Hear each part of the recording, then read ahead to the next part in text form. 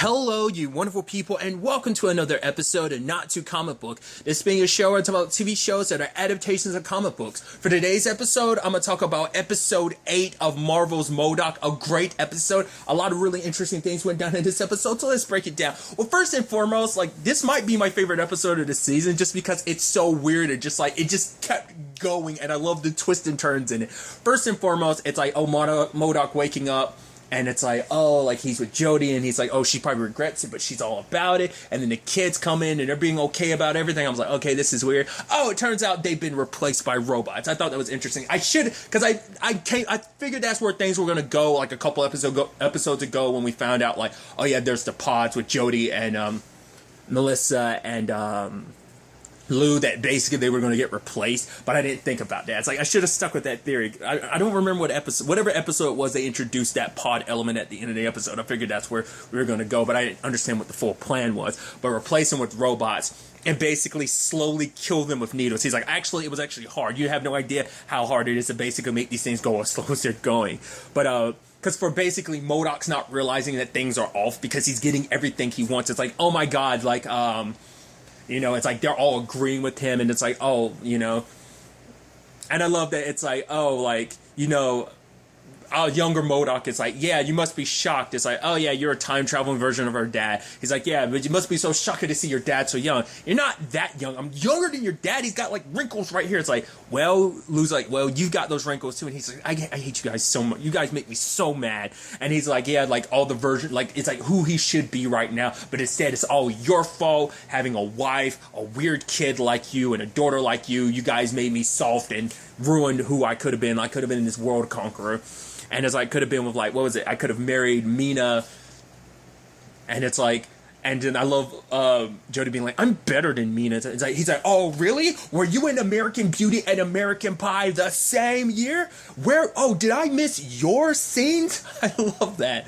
But yeah, the entire time we're watching M.O.D.O.K live it up with the family. They soundproof the bathroom. Says yeah, he can eat as much as he wants to and just blow it up. And it's oh, we don't have to worry about hearing any of those disgusting sounds. I find you so attractive no matter what. I'm always ready to go.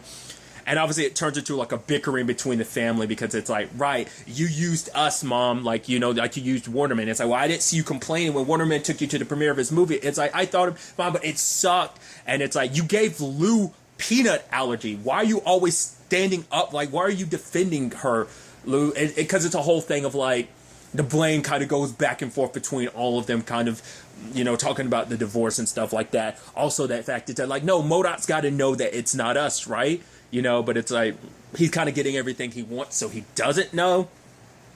I love that situation. It's just I like the back and forth of Lou being he has to be defensive of Mom and Dad because it's right, they're going to be the only ones I have when you kind of abandon me for college. And it's just honestly, it's some dark and some very depressing and profound stuff came out of Lou's mouth during that moment. You're that's sad. Once again, everyone's not handling the divorce well, so now a lot of their issues are coming to light. I even love the whole thing they were able to get the room, because at first I was wait, they're getting the Roomba down the stairs, but they built a ramp that's at a lower part of the stairs to get the Roomba down. I was how'd you get back up? Shut up, stop thinking about it. And it's okay, good, now we got the marbles. I'm what? And so they spell out robots, and it's oh, my back is aching, so I'm gonna look down. Wait for me, family, while I do my stretching down. And then you had robot Jodie being oh, no. She she scatters the marbles, and it's she sings a little bit of a ballad being oh, let's renew our vows. He's you want to renew our vows? And then she slips on a marble, and he's wow, Jodie, you just ate shit hard. And it's robot face reveal. He's what? Oh my god. It's yes, he figured it out. Oh my god, yes, you still want to renew your vow? And despite everything, he kisses her. It's wow, with everything going on, it's side note, I love that. What was it the M.O.D.O.K and his family band featuring the M.O.D.O.K's family and featuring M.O.D.O.K or something like that. It was an extremely long name, but I love the whole situation of they've kind of oh, like it's kind of, we're doomed. Let's just get these needles. Like, is there any way for us to lean in quicker to keep these needles to kill us? But then M.O.D.O.K shows up for the wedding and everything, and then he explodes because he was a fake M.O.D.O.K, and which makes you wonder at what point in time when the robot face was revealed, is that where the real M.O.D.O.K was like, oh, I know. Like, I'm curious when he figured it out. That probably was the case, I'd assume. Who knows when he realized it. I'd like to believe it was only then that he was, it's like, because you're first, you're like, oh, is he really that dumb that it's like, oh, you kind of feel bad because they were trying to get out of there themselves, but they couldn't. But it's like, oh my God.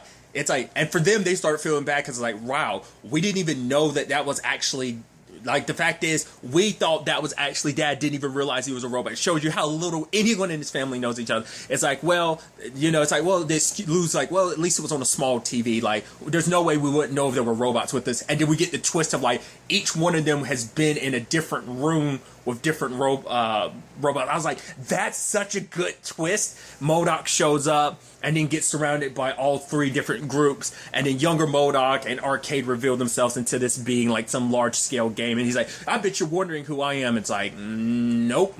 No, but I'm wondering, I bet you're wondering how I got here. It's like, well, with those crystals inside your head, I'm pretty sure you're like a time-traveling version of me. And it's like, he's like, you're so annoying. He's like, honestly, considering like me being the time-traveling expert and everything, he's like, I'm surprised something like this hasn't already happened before now.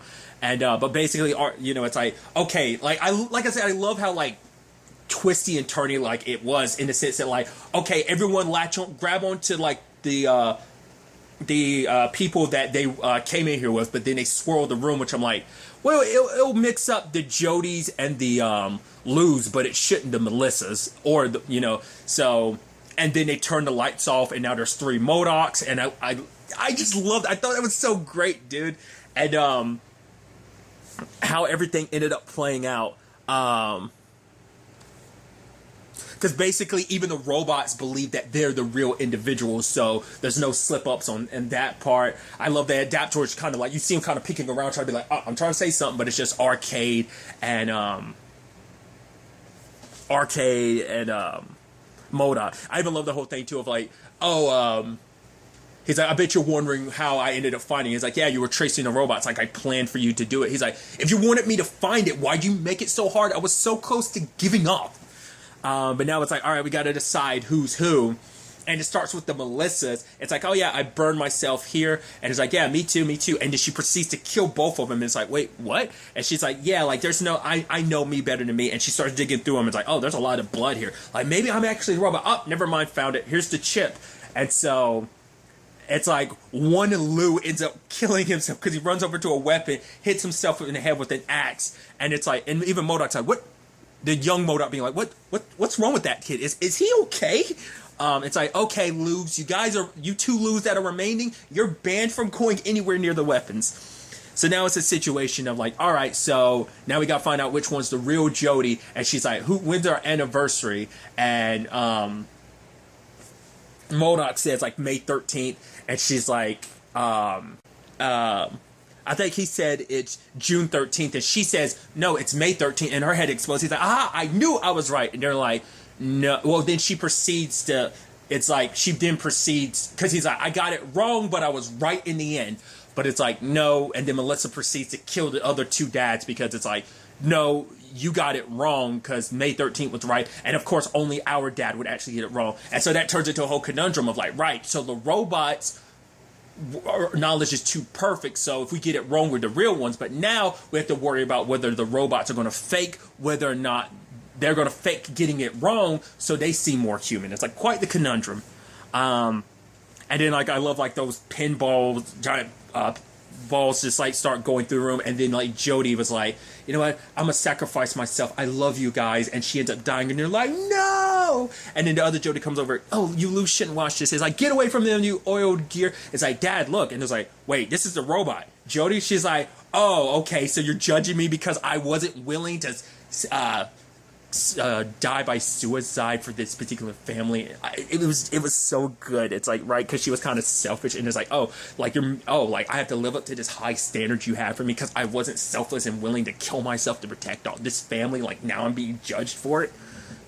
And then all that's left is the two Lus. It's like, well, who's going to murder a Lu? But it's like, oh, they're hitting off so well. It's like, oh, we can't. We'll just have to keep the two Lus. It's like, well, if you don't kill one of them, like, you're going to die at the end. And it's like, well, actually, we've got 15 minutes left, which I love that. Because, like, normally under these circumstances, it's like, oh, they'd be down to the wire. It's like, oh, it's only been 5 minutes. That whole situation kind of resolved itself super quickly. So it's like, I guess we just sit here and wait. And then, like, M.O.D.O.K convinces his younger self to come down and fight him, which Arcade's like, no, I literally went through the trouble of setting this all up. You're breaking rules. He's like, well, fine, leave. And he's like, well, fine then. And he bounces, and he goes up in the air, and he's like, but maybe I'm a robot. He explodes, and it says robot. And then the real M.O.D.O.K being like, why would you? And he's like, or am I? And young M.O.D.O.K's like, ignore him, because if you keep paying him any attention, he's going to just keep going. And he's like, oh, as he floats away. And then it turns into old M.O.D.O.K versus young M.O.D.O.K, and he's like, oh, I'm younger, I'm older and wiser and more. And then his younger self proceeds to kill him. I was like, oh, I wasn't expecting that. I thought maybe there's going to be a twist where, like, oh, old M.O.D.O.K is actually a robot or something. Not necessarily. The dark twist could have been like they actually killed their dad or something like that. But I thought, like, maybe at the very least it'd be like a double bluff, and it almost like a triple bluff, quadruple bluff, because he's actually a robot himself and the real M.O.D.O.K is somewhere else or something. I don't know. I didn't know what to really expect, so he ends up winning. And you had Jody go over and literally rip him in half. I was like, oh my god, I didn't see that coming. And it's like, okay, I pulled this part from young M.O.D.O.K, which I guess it creates a paradox. Once again, I guess we're going by in-game rules, kind of hence why, like, Thanos is dead in their timeline, and younger Thanos, it's like, oh, him being dead doesn't undo what happened in time. So I think we're going by in-game rules of time travel, kind of paradoxing it a little bit, because, like, in that moment, our M.O.D.O.K should have disappeared because his younger self is dead. But, you know, so that's just kind of interesting to note.